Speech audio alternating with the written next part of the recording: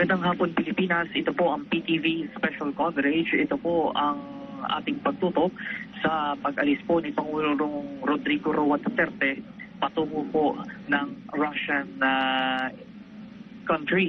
Ako po si Julie Tigamburon mula po dito sa Davao International Airport. Ihahatid po natin ang pinakahuling balita hinggil nga po sa pag-alis na ito ng ating mahal na Pangulo. Batay po sa schedule na inilabas po para po sa Pangulong Rodrigo Duterte, ngayon pong hapon itinakda ang pag-alis ng Pangulong Duterte para po sa isang official visit sa Russian Federation na tatagal po hanggang 26 ng buwan ng Mayo.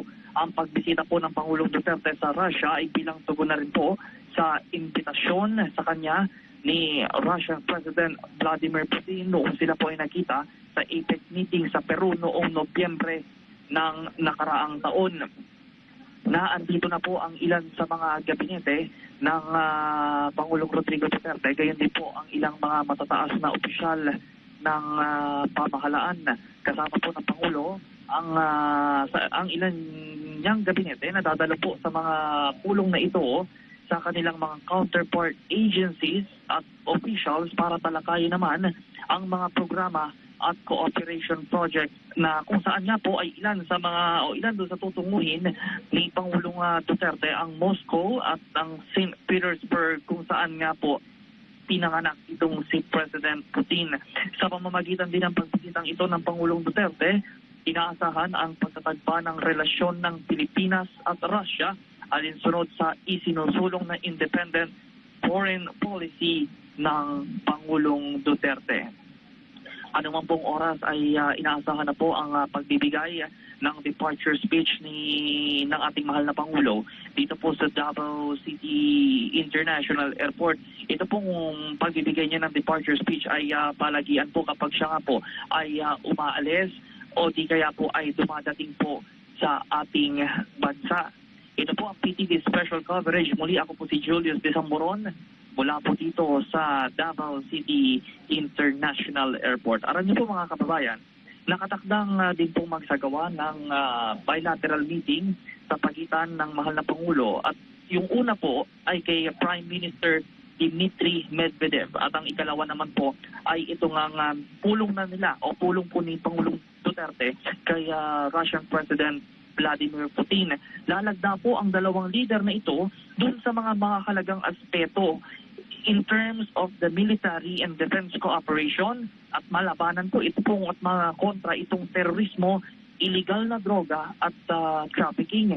Dahil nga po, ang pronouncement nga po at lagi sa mga statement ni Pangulong Duterte saan man po siya magpunta ay lagi pong sinasabi ang kanyang pagwaksi at ito pong hakbang ng pamahalaan para po mawala ito pong illegal na droga dito sa ating bansa. Kasama din po sa pag-uusapan, ito naman pong extradition treaty. Posible din pong pag-usapan ang pagbili po ng ating bansa sa Russia dito pong mga armas. Magugunita nga pong nabanggit nito pong mga nagdaang linggo at buwan ni Russian Ambassador Igor Kovaev nitong April po yan na isusulong din po ang kooperasyon ng dalawang bansa sa usapin naman po ng politika, edukasyon, kultura, turismo at maging po sa science and technology.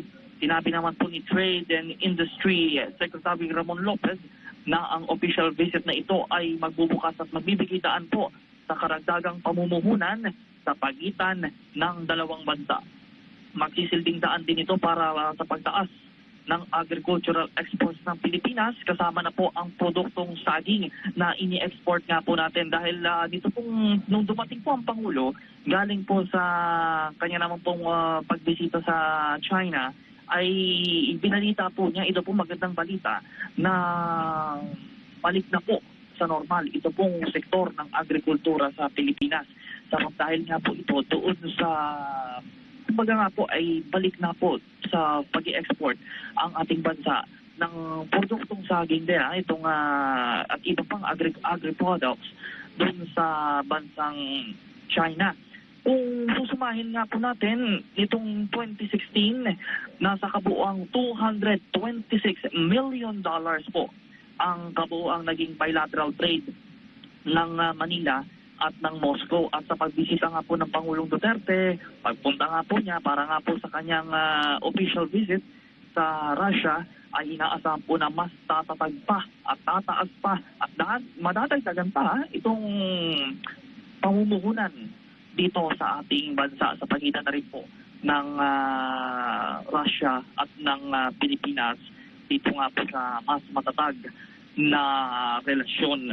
Nakatakdatin pong bisitahin ni Pangulong Duterte ang mga Pilipino sa mga kababayan natin na nandyan po sa Russia. Ang Pangulong Duterte po ay inaasahan na tutungo po dyan sa Russia. Ito po yung palagian pong Filipino Community Meeting ng Pangulo. Tulad nga po doon sa mga nauuna niyang mga pagbisita sa ibang mga bansa na lagi po niyang tinutungo ang Filipino community para po makita at malaman po ang lagay ng mga kababayan natin na nandyan po sa ibayong dagat at nagtatrabaho alang-alang po sa ating bansa at alang-alang sa kanilang pamilya ang mga manggagawang Pilipino na itinuturing nga po bilang mga bagong bayani ng ating bayan. Ayon po sa nakalapong tala ng PTV News, nasa 5,000 Pilipino po ang nandoon po sa Russia at 75% ng mga kababayan nating nandoon po ay bumoto sa kanya noong nagdaang halalan na nagbunsod nga po para po mas marami ang makuhang boto ng Pangulong Duterte at magwagi po ito pong 2016 national elections. Bukod din po sa Russia, ay nauna na din pong ipinahayag ng Pangulong Duterte ang maigting na relasyon ng Pilipinas sa bansang China. Samantala po, ito bago po ito pong pagbibigay ng departure speech ng Pangulong Duterte dito sa Davao International Airport, ay nag-courtesy call po muna sa kanya sa punong ehekutibo. Itong si Seoul Mayor Park Won-soon na siya nga din pong special envoy ng ASEAN ng Republic of Korea. Dito po sa ating kinaroroonan ngayon, ang ilan na present na po sa mga matataas na opisyal at gabinete po ng Pangulong Duterte ay sina Communications Secretary Martin Andanar at PNP Chief Director General Ronald De La Rosa. Sa dito pong nagdaang linggo, alam niyo mga kaibigan, dito pong nagdaang linggo ay naging busy po ang schedule ni Pangulong Duterte. Kasi po nung sa kanya nga pong pagdating dito sa ating bansa, pagmula po doon sa kanyang pagtungo sa China, ito pong schedule ng Pangulo. Inaugurasyon ng Governor Miranda to Bridge. Siya po yan sa Tagum City, Davao del Norte. Dito nga po ay pinahalagahan at binigyang pagkilala po ng Pangulong Duterte. Ito pong importansya ng pagpapatayo ng ito pong mga infrastructure projects na ginagawa po ng pamahalaan. Dito po sa infrastructure projects na ito, yan po yung isa din sa adhikain po Duterte para nga po mapagpagpagpagpag itong mga region dito sa ating bansa. Inter-regional linkage, ika nga po sa ilalim ng programang Build. Ito nga po ay may mga pagkakataon na kumbaga ay nagtutulungan ang pamahalaan ng ibang bansa para nga po sa pagpapatayo ng karagdagan pang mga proyektong pang infrastruktura gaya po ng tulay, mga daanan, para po sa natin natutungo sa iba't ibang panig ng bansa ay mas mapapabilis po. Alam niyo po, ang Pangulong Duterte nga po ay siya nga po ang chairman. Magugunit na po natin, siya po ang chairman ng ASEAN 2017. Kaya nga po magbulat ng ilunsad. Ito pong Roro link between the Philippines and the Indonesia ay nagsimula na nga po sa naipapakita na sa publiko itong mga proyekto, mga daanan, mga tulay na itinayo at naitayo dito sa ating bansa para nga po mas mabilis ang daloy ng komersyo, mas mabilis din ang pasok kumbaga ng daloy ng mga sasakyan, daloy ng mga mga pasahero na pupunta sa iba't ibang mga lugar. Yung sunod niyan, after nung pagpunta nga po niya sa Tagum City, ay 4 na magkakasunod naman na programa itong pinuntahan po ng Pangulong Duterte bago po ang mag-weekend. Una dyan ay yung groundbreaking nito namang pabahay, biyaya ng pagbabago, housing, dyan po dito po sa Davao City, sa Tugbo, Davao City. Sa pagkakataon po yan, ang sinabi po ng Pangulong Duterte, idiniin nga po niya na ito pong mga pabahay na ito ay kaloob ng gobyerno para sa ating mga kababayan na sana po ay alagaan noong mga mabibiyayaan ng housing project na ito. At sinundan yan, magmula po dun sa una, ay sinundan nga po, pinangunahan din ng Pangulong Duterte, ito namang pagbibigay ng pabahay para sa mga pulis at sundalo. Kung alam naman po natin na nitong mga nagdaang buwan ay naging issue at naging kontrobersya nga po magmula ng okupahin ng grupong kadamay itong pabahay para sa mga pulis at sundalo. Ayon nga po sa Pangulong Duterte na ito po within 18 months sa pakikipagtulungan na rin po ng pribadong sektor at ng lokal na pamahalaan ng Davao, gayon din po ng iba pang ahensya ay maitatayo itong pabahay na ito para sa sibilyan at para din po sa mga tagapagtanggol ng ating bayan. Itong mga pabahay na ito, yung isa ay malulupit o pareha sila actually na makikita po sa syudad lamang po ng Davao. Malapit nga lang kung tutuusin ito sa airport at malapit din po sa daloy ng komersyo. Kaya mas magiging maganda nga po itong kumagay samahan at daloy para sa ating mga pulis at sundalo, gayon din po sa mga sibilyan. Kasama po ng Pangulong Duterte doon sa event na iyon ang kanya pong anak na si Davao City Mayor sa Inday Sara Duterte. After naman po nung dalawang NHA program ay nagpunta din po ang Pangulong Duterte sa National Convention ng Philippine Coast Guard Auxiliary. Dito naman po idiniin ng Pangulong Duterte ang pagtutok, kumbaga, ay pagbibigay diin sa pagsusulong ng kapayapaan dito po sa rehiyon ng ASEAN at game din po ito po pronouncement ng China na magkaroon po ng mapayapang rehiyon tungo sa kasaganahan. Ayon po sa Pangulong Duterte, ito pong kanyang pagpunta sa China, yung bilateral meeting nila between Xi Jinping, Chinese President Xi Jinping at sa kanya po, ay kanya nga pong iginiit ang karapatan po ng ating bansa. Dito nga po sa pinag-aagawang teritoryo sa West Philippine Sea. Ito po itong pahayag na ito ay despite po dun sa mga sinasabi po at mga kumbaga ipahayag ng kanya mga kritiko na walang ginagawang hakbang ang pamahalaan sa isyong ito. Ang pronouncement o ang paglilinaw po ng Pangulong Duterte, kanya nga pong pagigiit ng ang karapatan ng Pilipinas sa West Philippine Sea ay batay sa inilabas na desisyon ng arbitral court.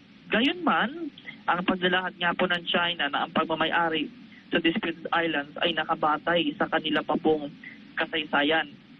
Iginiit ng Pangulong Duterte na idaan ang usapin sa mapayapang pagresolba. Kaya nga po ng China na nais din nila ng mapayapang rehiyon tungo sa kasaganahan. Marami daw kasi marami po ang maapektuhan kung sakali mang matuloy ang gera na iyan. Wag naman po sana ang nais nga po kasi ng pamahalaan ay kapayapaan para sa lahat. At speaking of kapayapaan, sinasabi din po ng Pangulong Duterte na ang NPA or itong peace and negotiation between the government peace panel at ito pong National Democratic Front ay dapat makita ang sinseridad ng NDFP dito sa usapin pangkapayapaan. Hindi lamang daw po kasi hindi lang dapat na nasusukat to sa mga lagdaan na ito dapat ay naisa sa katuparan at makita itong sinseridad kumbaga ng magkabilang grupo para dito sa usapang pagkapayapaan na to. Kasi kung nais ng magkabilang grupo na makamit ang tunay na kapayapaan para sa ating bansa, ay panigurado po na walang mangyayaring kaguluhan, walang mangyayaring gulo. Tataas ang turismo, tataas ang komersyo, darami ang magtatrabaho at darami ang mamumuhunan dito sa ating bansa. Kasi, kumbaga ay maayos at malinis ang isang lugar away from this terrorist acts. Ang sinabi nga lang po ng Pangulong Duterte dito na noong siya nga po ay mayor, ay magkaibigan nga po sila ng nitong New People's Army. Gayunman, dahil din nga po dito sa mga irreconcilable differences na dito po sa panahong ito na siya nga po ay naging presidente, ay hindi na po ganoon na talaga dapat ay pagtuunan na ng magkabilang kampo na isulong talaga itong tunay na kapayapaan sa ating bansa. Binalaan din po ng Pangulo ito namang mga opisyal ng gobyerno, kumbaga na dapat ay isulong itong walang korupsyong pamamahala. Matagal na pong pronouncement na iyan at sinasabi ng Pangulong Duterte sa kanya pong mga talumpati, sa kanya mga bahayag, sa mga interviews na isulong ang walang korupsyong pamamahala. Lalo nga po, sinasabi nga po niya na ang kanya nga pong mga gabinete ay hindi kagamit. Kumbaga, ito pong mga plate number na 6, yan po yung mga commemorative plates. At itong estado, kumbaga itong tipo na programa at kumbaga ay nais ng Pangulo na walang korupsyong pamamahala ay alinsunod na rin po sa kanyang pangako sa taong bayan nito pong nagdaang halalan, nagdaang kampanya na kasi nga po ang pagkakaroon kasi ng korupsyon ay malaki nga pong epekto. Hindi lamang sa ekonomiya dahil nakaka-apekto na rin po ito sa mga kababayan at dun sa mga nais pang mag-invest kasi kung iira ng korupsyon ay mapapasama tayo sa listahan. Mapapasama tayo sa listahan ng mga korap na bansa. Ayaw naman po ng Pangulo yan dahil nga po gusto ng Pangulo ay mas makilala tayo sa ibang bansa na malinis ang pamamahala sa gobyerno. At syempre, yung tiwala ng taong bayan sa hanay o sa pamahalaan ay mas tumapagsa. Nga po ang hindi mapahilan, kumbaga, itong mga ahensya na ito ng ganitong corrupt practice na ito. Sa ngayon po ay inaantabayanan pa rin natin ang pagdating ni Pangulong Rodrigo Duterte dito po sa Davao City International Airport. Sa punto pong ito, pasado alas 3:40 po ng hapon, ngayong pong hapon, ang siya nga pong itinakdang oras ng pagtungo ni Pangulong Rodrigo Duterte patungo po ng Russia para nga po sa kanyang official visit. Ito nga po alinsunod na rin sa invitasyon sa kanya ni Russian President Vladimir Putin noon nga pong Nobyembre ng nakaraang taon nang sila nga po magkita sa APEC sa bansang Peru. Mga kababayan, ito po namang usapin, kumbaga usapin dito sa kooperasyon ng dalawang bansa dito sa pagpapataas ng agricultural products. Kung tutuusin po ay ito na ay matagal na po, kumbaga na isinusulong ng ating pamahalaan para po mapinipisyuhan ang lahat na maging maayos ang kalakaran at komersyo ng ating bansa. Ano man pong oras ay magbibigay na po ng kanyang departure speech statement ang Pangulong Rodrigo Duterte at patungo nga po sa bansang Russia. sa mga gabinete po ng Pangulong Duterte. Nandito na rin po ang pamilya po ng ating mahal na Pangulo na isa sa mga delegasyon din na tutungo po sa bansang Russia. Ilang sa mga matataas na opisyal din po ng sundalo at pulis ang naandito na rin po at ilang mga mamabatas na kalahok din po sa delegasyon ng Pangulo patungo ng Russia. Alam nyo, inaasahan mga kaibigan itong nakatakdang bilateral meeting sa pagitan po ng Pangulong Duterte at kay Russian President Vladimir Putin. Yan yung ilan sa mga inaantabayanan na events na gagawin sa Russia.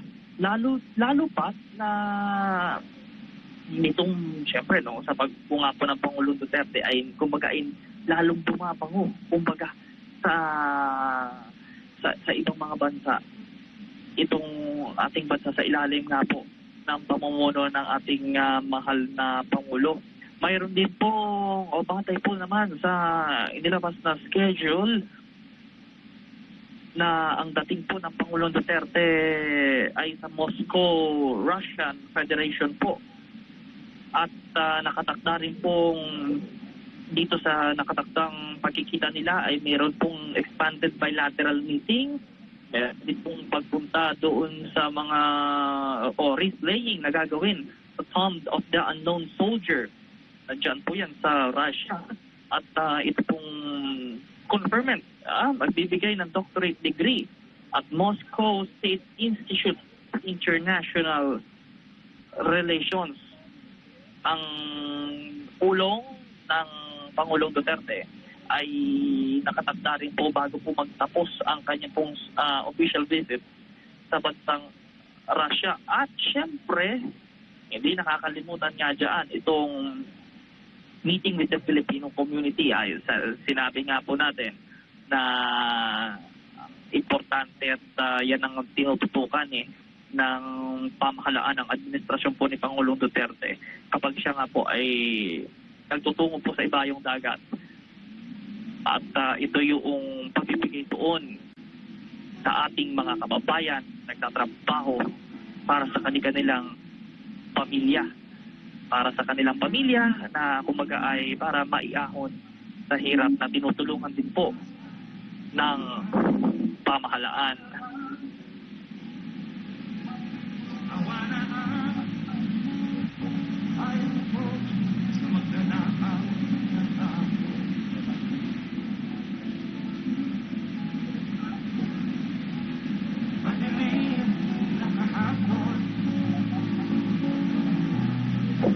Anumang sandali na andito na po ang Pangulong Rodrigo Duterte para po sa kanya pong departure speech. Mga kababayan, ang Pangulong Rodrigo Roa Ladies and Duterte. gentlemen, the President of the Philippines, President Rodrigo Roa Duterte.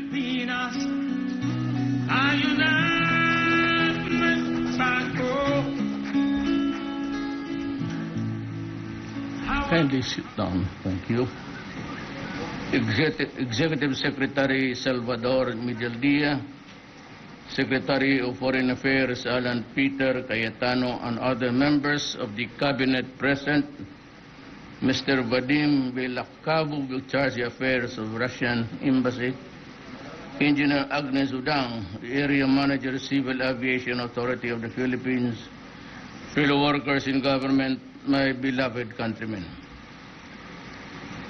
Maayong hapon sa inyong tanan.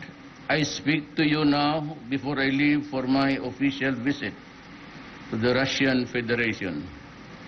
This is a landmark visit and I thank His Excellency Vladimir Putin, President of the Russian Embassy Federation, for the invitation.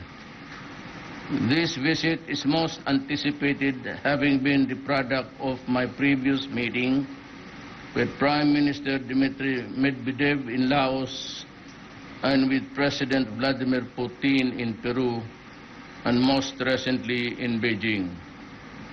My visit underscores the independence of the Philippines' foreign policy and the firm resolve to broaden the horizons of friendship and cooperation with other nations. Russia is a country that we must work with. There are opportunities for cooperation that cannot be ignored. With its geographic footprint in the Asia-Pacific region and its strategic interest in the region, a positive engagement is required to find areas of synergies in interest. Accompanying me to Russia are the heads of Philippine legislature and key members of my cabinet. It is a high-level delegation befitting the level of importance my government places on the writing of a new chapter of Philippines-Russian relationships. In my discussions with President Putin and APEC last year, we agreed to give a much-needed boost in our bilateral relations. The doors of cooperation opened 40 years ago, but it has opened ever so slightly. There is much room to develop mutually beneficial cooperation. There are many opportunities that needed to be explored. Now we can work together to open those doors even wider. Russia must cease to be at the margins of Philippine diplomacy. Over-dependence on traditional partners has limited our room to maneuver in a very dynamic international arena. This is a strategic oversight that has led to many missed opportunities for our country. I am determined to correct this. My administration will give Philippine-Russian relations the importance commensurate to its full potential. We will push for pragmatic engagement in the political security sphere, increase economic cooperation, and enhance cultural and people-to-people exchanges. This is a concrete expression of this deliberate policy decision. In Moscow, I will meet President Putin and Prime Minister Dmitry Medvedev. We will discuss ways of charting the future direction of our partnership across many areas. And exchange views of regional and international issues to determine how we can best advance our shared interests. Certainly, I will take the opportunity to engage the business leaders in Russia. With the Philippines' emphasis on sustaining our economic growth, we seek responsible economic partners who will become our new allies in development. I will let them know that the Philippines means serious business. We will also meet our Filipino community in Moscow. I will thank them for their contribution to nation building. I will also tell them that your government continues to work very hard to give you the country and future you all deserve. My visit gives the rare opportunity for the Russian people through various events and activities to know more about the Philippines and our people. I will engage Russian youth who should know that Filipinos consider Russia as friends and that we seek nothing more than a friendship of equals based on mutual respect. It is my hope that this official visit will lay the firm foundation of a robust, comprehensive, and mutually beneficial Philippine-Russian partnership, founded on a shared aspiration, sovereign equality, and pragmatism. There is room for growth. There is room for positive change. Thank you and good afternoon. May I just if you... Oh, by the way, what's your time? 5 minutes to 4, Mr. President. 5 minutes to 4 is correct. You know, I'm wearing a truly Filipino product. It's called Ibarra. The literature mentions 104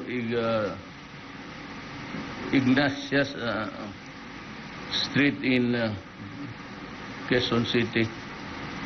It's called Ibarra. It's assembled in the Philippines, but pina-demonstrate lang nila. It's an elegant one, very nice, and I'm going to wear it proudly as a Philippine product. Ibarra. Of course, all the parts are made from ganun man sa Switzerland. You can go to any factory din and make them build your watch and itatak mo lang yung brand mo. So this is what he did actually. He sent me, he said, I will not give it to you because that is graft and corruption. Just use it, and if it is worth your while and durable, pay for it. So, pero sinuot ko ngayon, wala akong ibang dinala. It's 5 to 4. Subukan daw niya. It's really very elegant. Of course, it's not solid gold. Not solid. It's gold plated. But very elegant. Yan ang... So everybody in government should be wearing Filipino made, including these shoes. I'm wearing mine, Marikina. Yes, if we do not promote our products, who will? Tayo na mismo. I'd like to see the generals wearing the boots of Marikina. They're good ones, totoo. And someday we will order all our requirements sa sapatos dito sa Marikina. All we have to do is to fund them, buy them the machines, and they can make good shoes. For wives, Filipina is the best. Really, sir. Thank you. Let's go and try.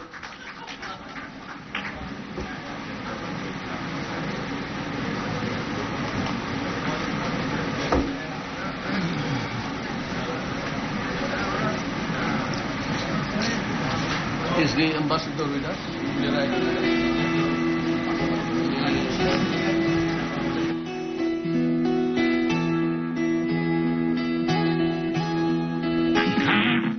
Pangulo, para sa pagbabago, sawa na ang bayan ko sa magnanakaw na tao.